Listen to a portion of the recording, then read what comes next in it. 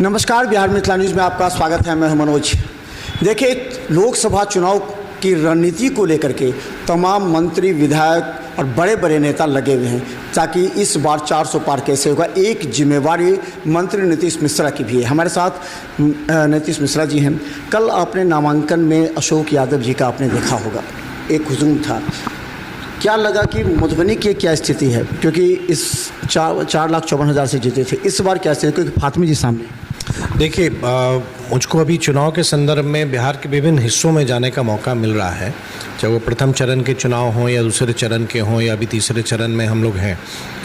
हर एक जगह लोगों में, और मैं ये कहूँ कि प्रत्येक मतदाता में आदरणीय प्रधानमंत्री श्री नरेंद्र मोदी जी के प्रति असीम विश्वास है और वही विश्वास जनता वोट के माध्यम से उसको प्रकट करेगी। कल मधुबनी के नामांकन में भी वो चीज़ दिखा, झंझारपुर में भी वो दिख रहा है। और मैं ये मानता हूँ कि ये 2024 और 2029 का 5 वर्ष का जो कार्यकाल होगा, वो आने वाले समय में भारत के लिए एक स्वर्णिम काल होने वाला है। हम एक विकसित भारत की कल्पना जिसको लेकर प्रधानमंत्री जी चले हैं, वो साकार होंगे इन 5 वर्ष में। तो जनता भी ये चाहती है कि आदरणीय प्रधानमंत्री जी तीसरी बार देश के प्रधानमंत्री बने, तो वो उत्साह हर एक क्षेत्र में वैसा ही दिख रहा है।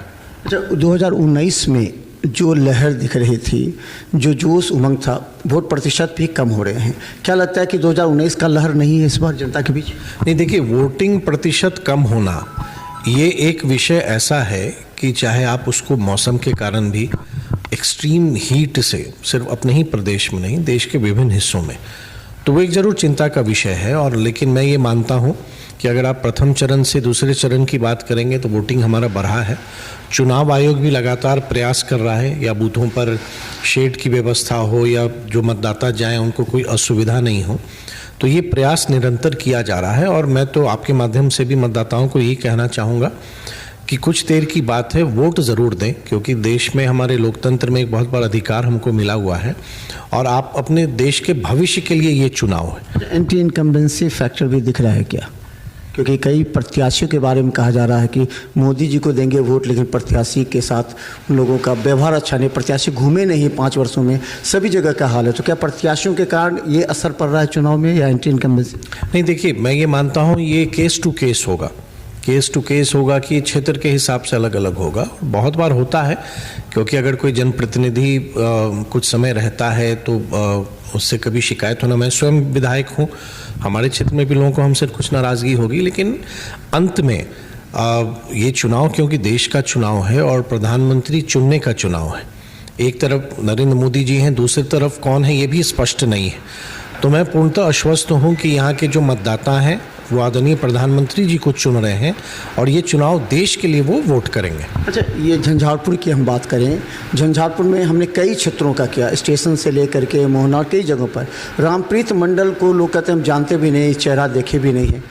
तो इस क्षेत्र में आपकी जिम्मेवारी बढ़ गई है कि चूँकि यहाँ से आप विधायक भी हैं, किस तरह रामप्रीत मंडल के पक्ष में जाए, क्योंकि उनको लोग देखना चाहते हैं। तो क्या आप 1 to 1 जब मिलते हैं तो क्या लोग कहते हैं? नहीं, देखिए, मैं ये मानता हूँ, मैंने अभी पूर्व में भी कहा है, क्योंकि ये चुनाव देश का है और आप देश की सरकार को चुनने जा रहे हैं। नाराज़गी होना भी स्वाभाविक है, जनप्रतिनिधि से नाराज़गी होना या कहीं शिकायत होना ये एक नेचुरल है। आप इसको कोई अन्यथा ले ले वो भी उचित नहीं है, ये होता है।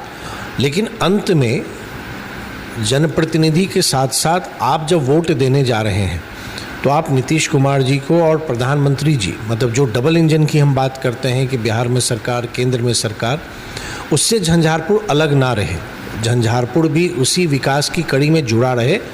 तो अंत में मुझको पूरा विश्वास है। और क्योंकि आपने ठीक ही कहा, मैं यहाँ का जनप्रतिनिधि हूँ, विधायक हूँ, अभी राज्य सरकार में 2 विभाग की जवाबदेही मुझको मिली है, तो मैं तो यहाँ हूँ ही, और हम लोग सब मिल के, चाहे हम हों या रामप्रीत मंडल जी हों, बिहार सरकार, केंद्र सरकार, मिलके हमारा उद्देश्य एक ही है कि हम अपने क्षेत्र का विकास करें, उसमें हम सब मिलके काम करेंगे। अच्छा, हमने पहले से खबर बनाई थी, जब संजय झा राज्यसभा चले गए थे तो ये बात हुई थी कि नीतीश मिश्रा को दरभंगा दिया जा सकता है। इस खबर को हमने कई बार चलाया था कि गोपाल जी ठाकुर से नाराज़गी है इस क्षेत्र में, तो आपका नाम बार बार आ रहा था दरभंगा के लिए। तो आप उसको किस रूप में लेते थे कि नाम आया, फिर आपको बाद में मंत्री बना दिया गया?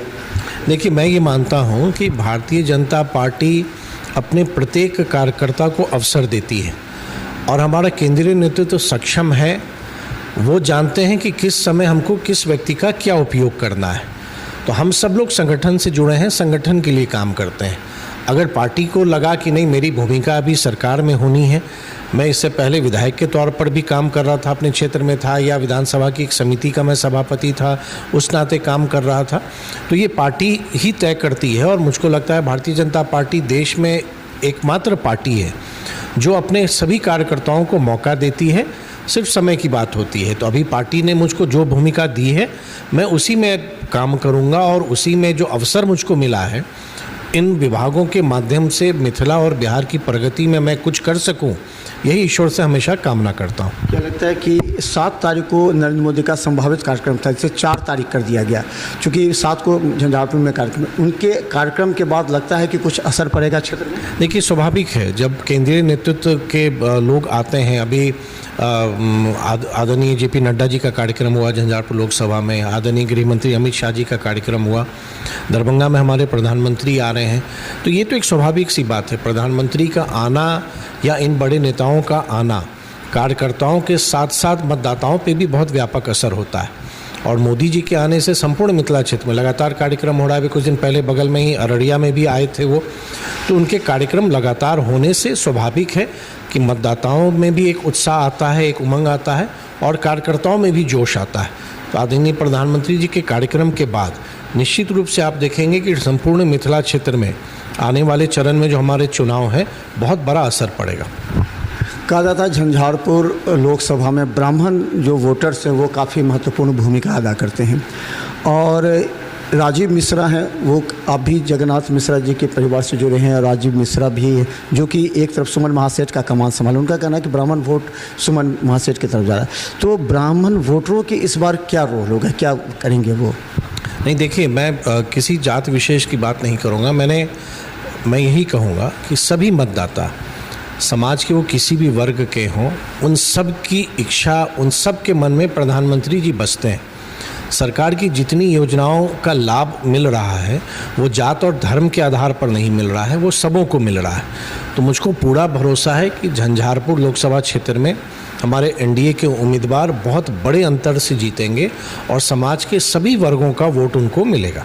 2-3 दिन बचे हैं, क्या रणनीति होगी अंतिम? आज चिराग पासवान का भी कार्यक्रम है, नीतीश कुमार का भी कई कार्यक्रम है, अंतिम समय में क्या रणनीति? देखिए, स्वाभाविक है, अब तो मात्र 2 से 3 दिन रह गए हैं प्रचार को, 5 तारीख को प्रचार समाप्त भी हो जाएगा। तो अब अंतिम चरण में है। आज आदरणीय सम्राट जी का भी कार्यक्रम है, हमारे ही विधानसभा में कार्यक्रम है। तो ये तो एक आप समझें कि जो अंतिम समय में जहाँ भी हमारा जनसंपर्क हो सकता है वो करने का प्रयास हो रहा है। हमारे कार्यकर्ता घर घर तक पहुँचें और हम अपने बूथ पर हम अपनी तैयारी करें। और भारतीय जनता पार्टी तो इस मंत्र के साथ काम करती है कि बूथ जीतो चुनाव जीतो। तो हम लोग उसी संकल्प के साथ हम लोग सभी कार्यकर्ता हम लोग उसमें लगेंगे कि अगले 2-3 दिनों में जहाँ जहाँ कुछ कमियाँ हैं उनको हम लोग दुरुस्त करें, उनको पूरा करें, मतदाताओं तक हम पहुँचें। हम जिन घरों तक हम नहीं पहुँचे उन घरों तक हम पहुँचें और 7 तारीख को अधिक से अधिक वोट गिरे, हमारा वोट का प्रतिशत अधिक हो, हमारे यहाँ वोटिंग ज़्यादा हो, ये हमारी कोशिश हो। अंतिम सवाल, गुलाब यादव की एंट्री से, गुलाब यादव पिछली बार राजद से हुए थे, क्या उनके एंट्री से सुमन महासेठ प्रभावित होंगे या फिर रामप्रीत मंडल का वोट कटेगा? ये जो चर्चा, देखिए, मैं तो मानता हूँ कि एनडीए का कोई कंटेस्ट ही नहीं है, रामप्रीत मंडल जी का कोई कंटेस्ट नहीं है। सभी लोग, सभी मतदाता प्रधानमंत्री जी को पुनः तीसरी बार देश के प्रधानमंत्री के तौर पर देखना चाहते हैं और एक विकसित भारत के संकल्प को पूरा करना चाहते हैं। तो यहाँ क्यों कौन लड़ रहे हैं नहीं लड़ रहे हैं, हमारी दृष्टि भी उस पर नहीं है।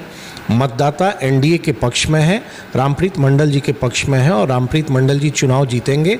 4 जून को वो स्पष्ट हो जाएगा। तो धन्यवाद। हमारे साथ बिहार सरकार के मंत्री नीतीश मिश्रा हैं। देखिए, झंझारपुर विधानसभा के अलावा झंझारपुर लोकसभा में एक बड़ी जिम्मेवारी नीतीश मिश्रा के कंधों पर है कि वो किस तरह करें। यहाँ संजय झा भी राज्यसभा सांसद रहे हैं, उन्होंने भी यहाँ काम किया है।